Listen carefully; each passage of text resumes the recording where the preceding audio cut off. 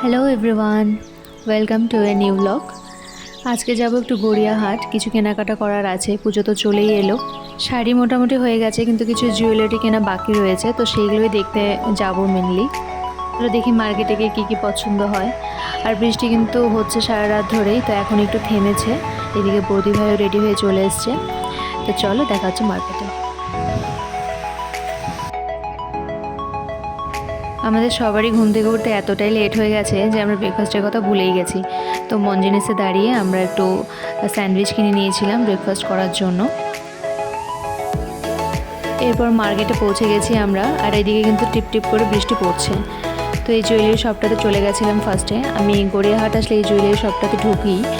তো কালেকশন আমার সেরকম কিছু ইউনিক লাগেনি, আগের বারের মতোই সব লাগছিল, নতুন কিছু আমার চোখে পড়েনি।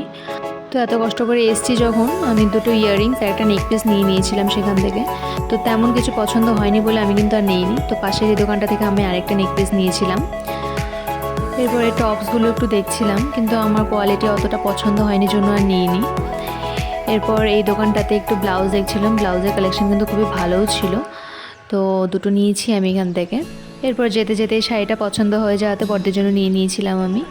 সবশেষে এই 30 টাকার কানের দুলগুলো কিন্তু না নিলেই নয়, আমি 4-5টা নিয়ে নিয়েছিলাম সবার জন্য, কিন্তু এখন এটা 30 টাকার নেই, 40 টাকা হয়ে গেছে। হেঁটে হেঁটে অনেক শপিং করার পর আমাদের কিন্তু এবার খিদে পেয়ে গেছে। লাঞ্চের জন্য কিন্তু চলে গেছিলাম পদ্মাপাড়ের রান্নাঘরে। ফার্স্টে ওয়েলকাম ড্রিঙ্কস হিসেবে ছিল আমপোড়া শরবত। টেস্টে কিন্তু অন্যান্য জায়গা থেকে অনেক বেটার ছিল। আর এরপর আমি একটু মেনু কার্ডটা দেখছিলাম, আর মেনু কার্ডটা খুলতে সব বাঙালিদের খাবার, মানে আমি যেহেতু বাঙাল, মানে আমার তো মেনু কার্ডটা দেখেই শান্তি লাগছিল যে যাই হোক অনেকদিন পর আমি একটু আমার বাড়ির মতো খাবার খেতে পারবো। প্রাইসগুলো কিন্তু অন্যান্য জায়গা থেকে অনেক রিজনেবলই ছিল, তো তোমরাও একটু দেখে নাও মেনু কার্ডটা। আর ওইদিকে কিন্তু আমরা অর্ডারটা করে দিয়েছি, সেই মতো কিন্তু অর্ডার চলেও এসছে।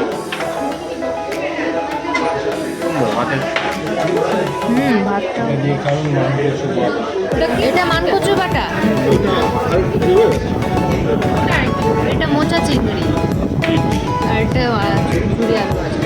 আর ওটা কি? ওটা ও বাবা, বুঝতে পেরেছি। এটা ছিল পোস্তর বড়া, 4 জনের 4টে। রোজই এদের কোনো না কিছু কমপ্লিমেন্টারি থাকে, তো আজকে ছিল এই মানকচু বাটা। টেস্টে কিন্তু ব্যাপক ছিল। এরপর অর্ডার করেছিলাম চিংড়ি মাছের মালাইকারি আর বৌদিভার জন্য ভেটকি পাতুরি।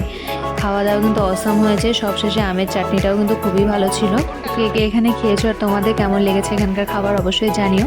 এর পরের ব্লগ কিন্তু আমি জুডিওতে করব, তো দেখার জন্য সাবস্ক্রাইব করে দিও, আর ভালো লাগলে একটা লাইক করে দিও।